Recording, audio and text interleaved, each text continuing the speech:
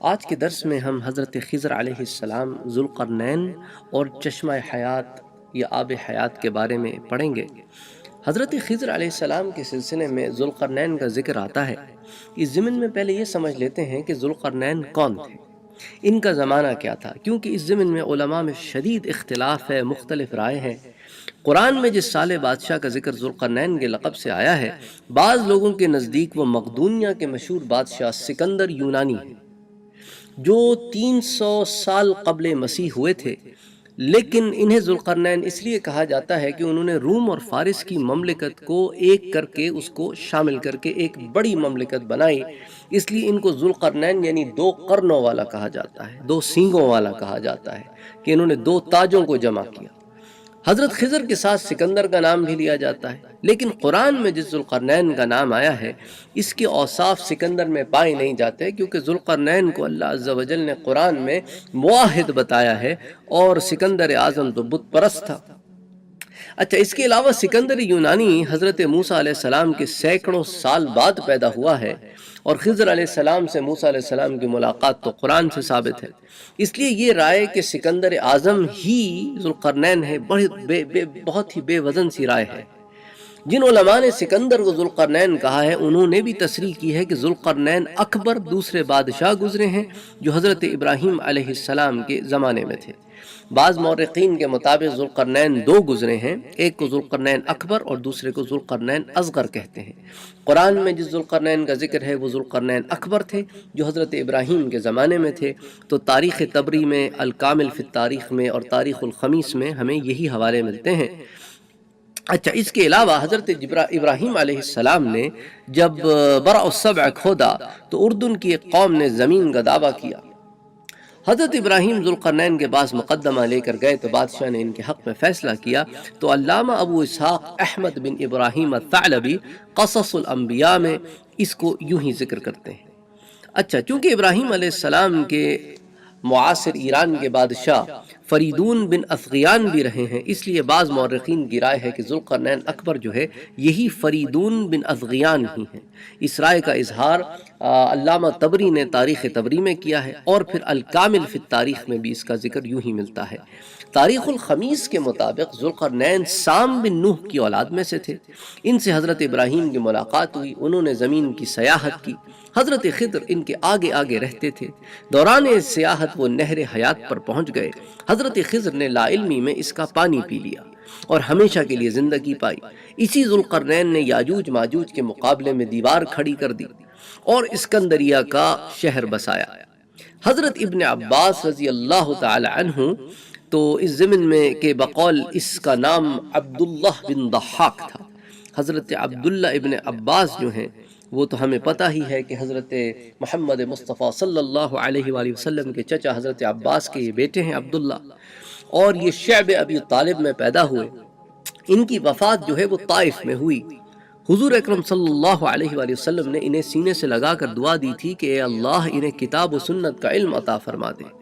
تو آپ کو حبر الامہ اور ترجمان القرآن کی حیثیت سے آپ کو یہ القاب دیے گئے۔ بہرحال حضرت عبداللہ ابن عباس کا یہ قول جو ہے وہ ہمیں تاریخ الخمیس میں ملتا ہے۔ اسی طرح تاریخ الخمیس ہی میں سکندر یونانی کا ذکر ذوالقرنین اصغر کی حیثیت سے کیا گیا ہے۔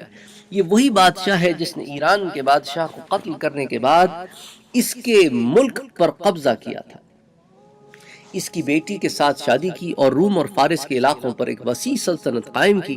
اسی وجہ سے ذوالقرنین کہلایا۔ کہا جاتا ہے کہ وہ آب حیات کی تلاش میں ظلمات گیا جو قطب شمالی کے متصل ہے، 18 دنوں تک وہاں سیر کرتا رہا، اس کے بعد عراق لوٹ گیا۔ تو یہ ڈیٹیل بھی تاریخ الخمیس ہی کی جلد نمبر 1 میں آتی ہے۔ ان کے علاوہ بھی تاریخ میں کم از کم 3 بادشاہ ایسے گزرے ہیں جنہیں ذوالقرنین کے نام سے یاد کیا جاتا ہے۔ تو کرنٹ ٹائمز، آج کے جو مفسرین ہیں، جسے کہتے ہیں نا عصر حاضر کے جو مفسرین ہیں، ان میں سے بعض کی رائے یہ ہے کہ ایران کا جو مشہور بادشاہ خورش گزرا ہے، یہ گزرا ہے کوئی 560 قبل مسیح کا زمانہ تھا اس کا۔ تو بہرحال 500 BC میں 500 سال قبل مسیح میں یہ گزرا ہے، تو اس کی طرف بعض علماء جو ہے وہ اشارہ کرتے ہیں۔ تو یہ ڈیٹیل جو ہے ہمیں مولانا ابوالکلام آزاد جو ہیں، مولانا ابوالکلام آزاد جو مشہور ہیں بہت ہندوستان اور پاکستان کے علاقوں میں، اور ہندوستان ہی میں رہے جب پارٹیشن ہو گئی، پاکستان نہیں آئے، کانگریس سے بھی متصل رہے، تو ترجمان القرآن میں جو انہوں نے یہ بات نقل کی ہے کہ ان کے خیال کے مطابق یہ وہی ذوالقرنین ہے جو ایران کا بادشاہ تھا۔ لیکن حضرت خضر کے ساتھ جو ذوالقرنین کا ذکر آتا ہے وہ شواہد کی روشنی میں سکندر یونانی یا خورش کے سوا کوئی اور آدمی ہوگا، کیونکہ یہ دونوں جو ہے یہ بت پرست تھے اور یہ دونوں جو ہے وہ اللہ عز و جل کی عبادت نہیں کرتے تھے۔ بعض مورخین اور علماء کی رائے ہے کہ حضرت خضر ذوالقرنین کے خالہ زاد بھائی تھے، اور یہ رائے جو ہے یہ بھی تاریخ الخمیس میں بھی آتی ہے اور مرأۃ الاسرار میں بھی آتی ہے۔ اس کے علاوہ ان کے وزیر اور ان کے مقدمے کے سردار تھے۔ اچھا، اسی طرح ایک کتاب ہے، تو یہ جو حوالہ دیا ہے میں نے آپ کو، یہ بھی تاریخ الخمیس ہی کا ہے کہ ان کے وزیر تھے اور مقدمے کے سردار تھے۔ اچھا، ساتھ ہی ساتھ جو میں آپ کو ایک اور بات بھی بتاتا چلوں، جو ایک کتاب ہے حیات الحیوان، حیوات الحیوان جو ہے اس میں ذوالقرنین کے نام و نسب کے بارے میں مختلف روایات ہیں۔ ایک کے مطابق ذوالقرنین کا نام اسکندر ہے، ان کے والد علم نجوم کے ماہر تھے، اور انہوں نے ایک رات اپنی بیوی سے کہا کہ مسلسل جاگنے سے میری طبیعت خراب ہو گئی ہے، میں سونا چاہتا ہوں، تم جاگتی رہو، اور میں فلاں جگہ انگلی سے اشارہ کرتے ہوئے جگہ کی نشاندہی کی، اس سے جس وقت یہ ستارہ طلوع ہو اس وقت مجھے جگہ دینا، میں اٹھ کر تمہارے ساتھ ہم بستر ہوں گا، تمہارے حمل ٹھہرے گا اور تمہارے بدن سے ایک لڑکا پیدا ہوگا جو آخری زمانے تک زندہ رہے گا۔ یہ کہہ کر وہ سو گئے۔ اتفاق سے یہ ہوا کہ ان کی سالی بھی یہ بات سن رہی تھی، اس نے اپنے شوہر سے بات کہہ دی۔ ستارہ جب مقررہ جگہ طلوع ہوا تو سالی اپنے شوہر سے ہم بستر ہو گئی اور وہ حاملہ ہو گئی، اور حمل کی مدت گزرنے کے بعد اس کے بدن سے جو لڑکا پیدا ہوا اس کا نام اس نے خضر رکھا۔ ذوالقرنین کی والدہ آسمان کو تک رہی تھی کہ اس کا شوہر جاگ گیا۔ اس نے ستارے کو دیکھا، ستارہ اپنی جگہ سے اس وقت تک ہٹ چکا تھا۔ اس نے اپنی بیوی سے کہا کہ تم نے مجھے جگایا کیوں نہیں؟ اس نے جواب دیا کہ مجھے تو شرم آئی، اس لیے میں نے آپ کو جگایا نہیں۔ یہ سن کر شوہر بولا، میں 40 سال سے اس ستارے کا انتظار کر رہا تھا، تم نے میری ساری محنت اور ریاضت ضائع کر دی۔ خیر، جو ہونا تھا سو ہو گیا، ایک گھڑی کے بعد ایک دوسرا ستارہ نکلے گا، اس وقت ہم بستری کریں گے، اور اس حمل سے جو ہمارے بطن سے بچہ پیدا ہوگا جو سورج کے دونوں قرنوں کا مالک ہوگا۔ تو فی الواقع ایسا ہی ہوا، اس حمل سے پھر ذوالقرنین پیدا ہوا اور ان کی خالہ سے حضرت خضر پیدا ہوئے۔ تو وہب بن منبہ نے ذوالقرنین کا اصل نام سکندر، اور ابن اسحاق نے اس کا اصل نام مرزبان ابن مردوبہ، اور ابن ہشام نے صعب ابن ذی مرصد الحمیری دیا ہے۔ بعض علماء نے ذوالقرنین کا نام سکندر دیا ہے۔ علامہ دمیری لکھتے ہیں کہ سیر اور تاریخ کی کتابوں سے یہ ظاہر ہوتا ہے کہ سکندر نام کے دو الگ الگ زمانوں میں دو لوگ ہوئے ہیں، ان میں ایک حضرت ابراہیم کے زمانے میں تھے اور ایک حضرت عیسیٰ کے زمانے میں تھے۔ تو کتاب حیوات الحیوان میں یہ جلد دوم میں یہ تفاصیل آتی ہیں۔ اچھا، ایک روایت کے مطابق ذوالقرنین اللہ تعالیٰ کے صالح بندوں میں سے تھے، اور اسی طرف قرآن بھی دلالت کرتا ہے، تو یہ قول سب سے زیادہ قرآن کے قریب معلوم ہوتا ہے۔ اللہ تعالیٰ نے انہیں مشرق و مغرب کی سلطنت عطا کی۔ ایک فرشتہ ان کا دوست تھا جس کا نام رفائیل تھا، یہ فرشتہ ذوالقرنین سے ملاقات کرنے آتا تھا۔ ایک روز ذوالقرنین نے دوران گفتگو اس سے پوچھا کہ مجھے آسمانوں میں فرشتوں کی عبادت سے آگاہ کرو۔ رفائیل یہ سوال سن کر رو پڑا اور بولا کہ ہماری عبادت کے مقابلے میں تم لوگوں کی عبادت کیا ہے؟ آسمان میں اللہ کے ایسے فرشتے ہیں جو ہمیشہ حالت قیام میں رہتے ہیں، کبھی نہیں بیٹھتے، ایسے بھی فرشتے ہیں جو حالت سجدے میں رہتے ہیں، کبھی نہیں اٹھتے، اور ایسے بھی فرشتے ہیں جو رکوع کی حالت میں رہتے ہیں، کبھی نہیں کھڑے ہوتے۔ اس پر یہ فرشتے پڑھتے ہیں، ربنا ما عبدناک حق عبادتک، اے ہمارے پروردگار، ہم آپ کی عبادت نہیں کر پائے جیسے کہ آپ کی عبادت کا حق تھا۔ یہ سن کر ذوالقرنین جو ہے وہ رو پڑا۔ رفائیل سے کہا کہ رفائیل، میں چاہتا ہوں کہ میری عمر طویل ہو تاکہ میں اللہ کی ایسی عبادت کروں کہ اس کی بندگی کا حق ادا ہو۔ رفائیل نے کہا، کیا تم واقعی ایسا چاہتے ہو؟ اس نے جواب دیا، ہاں۔ رفائیل نے کہا، اللہ تعالیٰ کا ایک چشمہ ہے جسے چشمہ حیوان کہتے ہیں، جو اس میں سے ایک گھونٹ پانی پی لے گا اسے کبھی موت نہ آئے گی جب تک وہ خود اللہ سے موت کی درخواست نہ کرے۔ ذوالقرنین نے رفائیل سے پوچھا کہ کیا تم وہ مقام جانتے ہو؟ تو اس نے صرف اتنا بتایا کہ ہم آسمان میں آپس میں چرچا کرتے ہیں کہ ایک ظلمت تاریک جگہ ہے جہاں کسی انسان یا جن کے قدم نہیں پہنچتے ہیں۔ ہمارا خیال ہے کہ یہ چشمہ اسی ظلمات میں ہوگا۔ ذوالقرنین نے زمین کے علماء کو جمع کر کے ان سے اس چشمہ حیوان کے بارے میں سوال کیا تو انہوں نے کہا کہ ہم کو چشمہ حیوان کا علم نہیں ہے۔ ذوالقرنین نے پوچھا کیا تمہیں اس کا علم ہے کہ اللہ نے کوئی تاریک مقام پیدا کیا ہے؟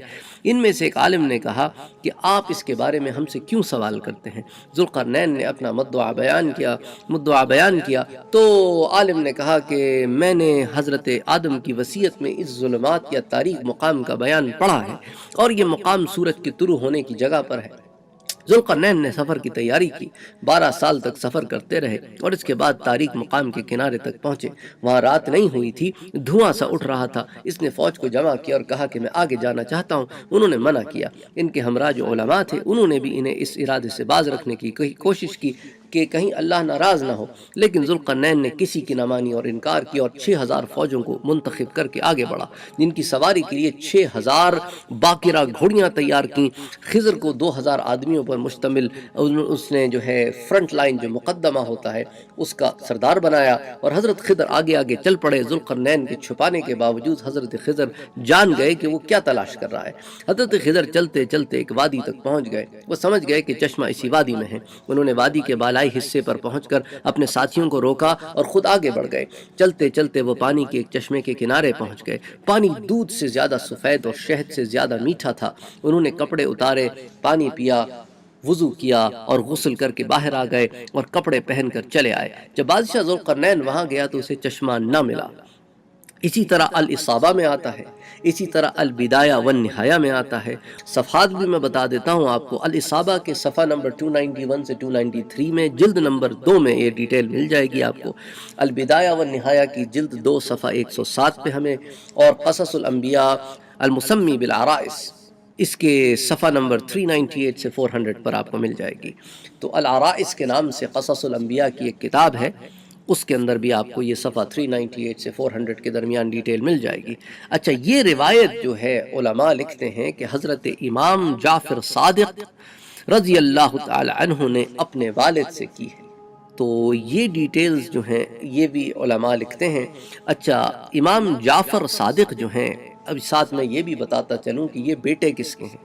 امام جعفر صادق جو ہیں انہوں نے اپنے والد سے روایت کی ہے، تو امام جعفر جو ہے وہ امام باقر کے بیٹے ہیں۔ تو امام باقر کا جو دراصل اصل نام تھا وہ محمد تھا، تو اسی لیے امام جعفر کا جو نسب ہے وہ جعفر بن محمد ہے۔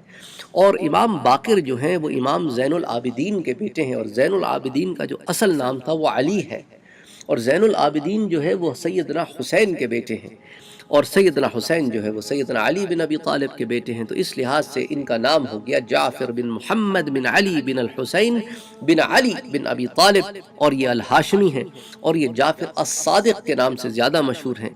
تو خانوادہ رسالت کے چشم و چراغ مشہور امام اور فقیہ ہیں، ورع و پرہیزگاری اور علم و فقہ میں یکتا، بالکل ان کا ایک ایسا نام ہے کہ امام ابو حنیفہ رحمۃ اللہ علیہ بھی ان کے شاگرد ہوئے۔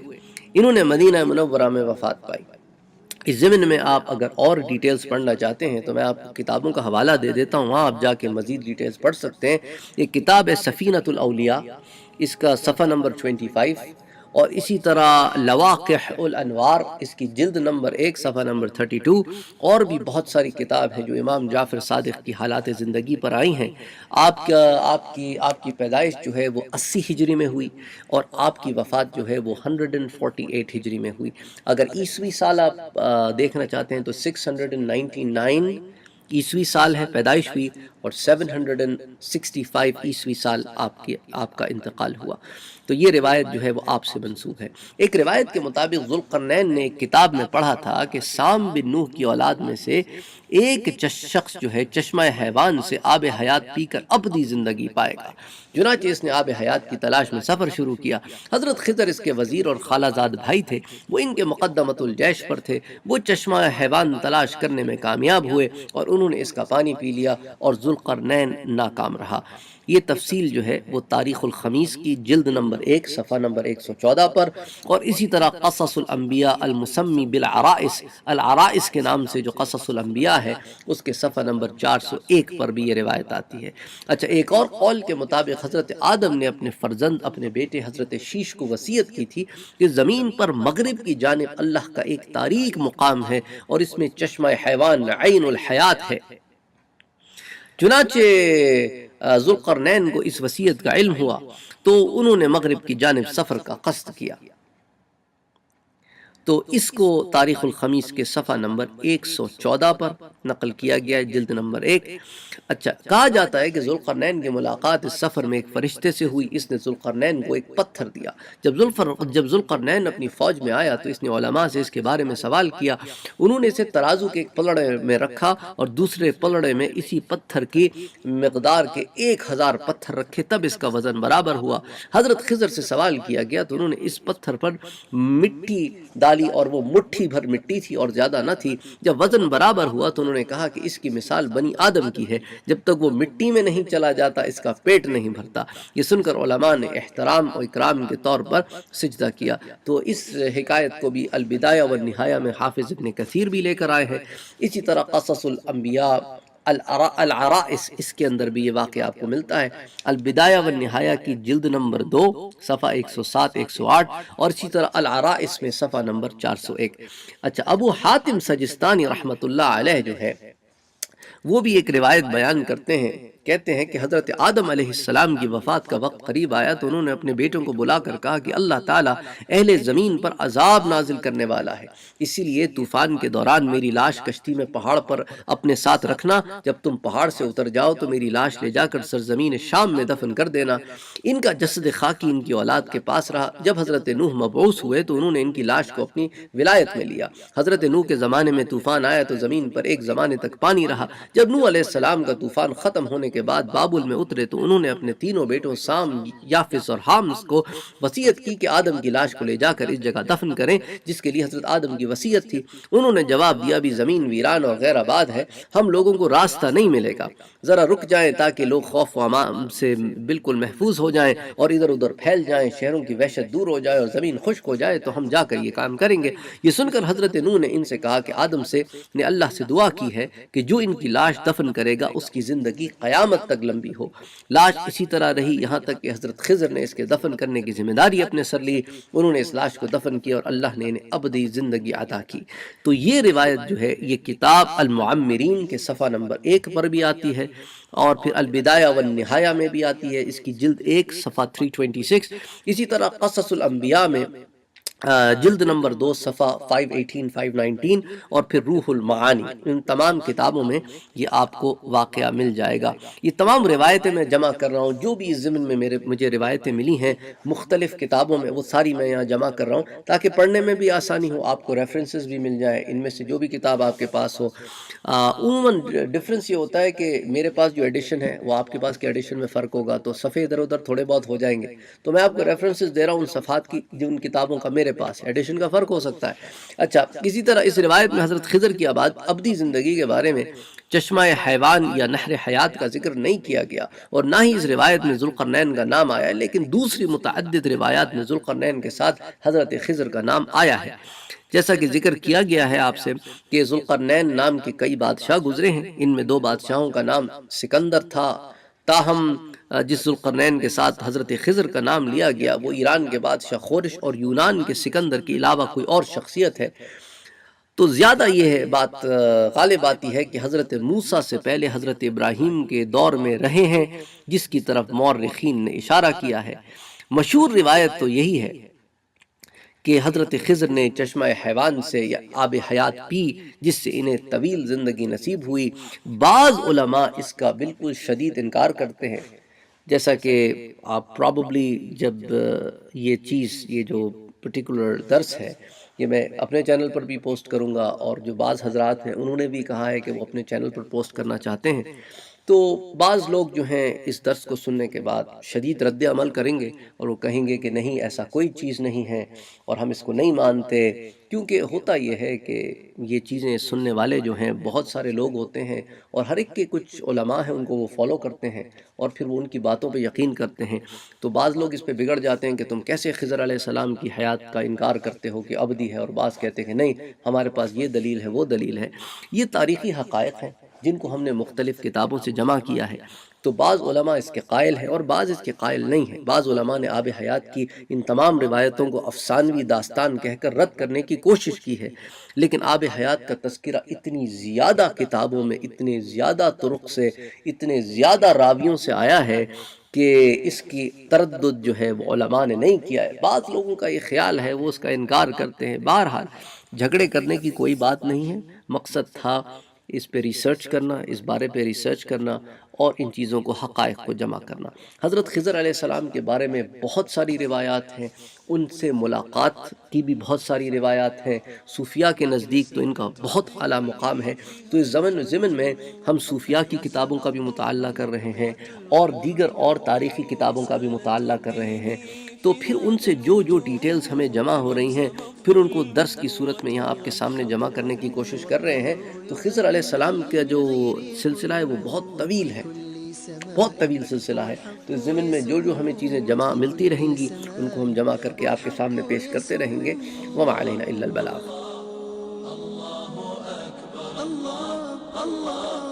اللہ